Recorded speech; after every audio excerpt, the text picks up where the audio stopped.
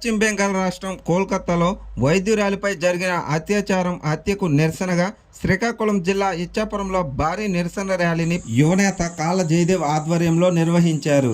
ఈ కార్యక్రమంలో పట్టణ వైద్యులు, రాజకీయ నాయకులు, ప్రజా సంఘాల నేతలు, విద్యార్థులు పాల్గొన్నారు. ఇందులో భాగంగా ఇచ్చాపురం ఆర్టీసీ కాంప్లెక్స్ నుంచి ర్యాలీ కార్యక్రమాన్ని నిర్వహించి మానవహారం చేపట్టారు.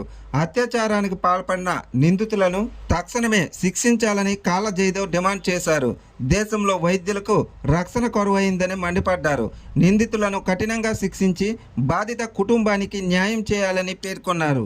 దీంతో ఇచ్చాపురం పట్టణం నిరసన ర్యాలీతో దద్దరిల్లింది. ఒక కాలేజీలో రక్షణ లేకుండా అతి దారుణంగా చెప్పుకోవడానికి సిగ్గా ఉంది. అది దారుణంగా హింసించి చంపారు. అలాంటి పరిస్థితుల్లో నేటిగా ఆడపిల్లలు ఉన్నారంటే చాలా చాలా బాధగా ఉంది. అయితే మనందరం ఒకటి తెలుసు, అడుక్కుంటే అన్నం దొరుకుతుంది, కష్టపడితే నీరు దొరుకుతుంది. కానీ నేటికి కూడా ఆడపిల్లకి రక్షణ లేకుండా పోయింది. ఇంకా ఎప్పుడు వస్తుంది? 78 సంవత్సరాలు స్వాతంత్ర దినోత్సవం చేసుకున్నాం.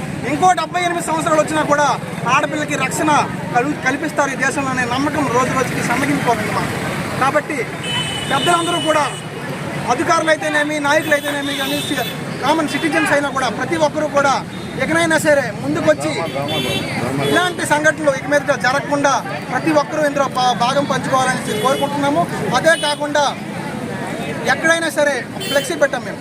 ఎక్కడైనా సరే చీకట్లో సడన్గా చప్పుడైతే మగవాడు నేనేమో అని భయపడతాడు, కానీ ఆడది మగవాడేమో అని భయపడాలి.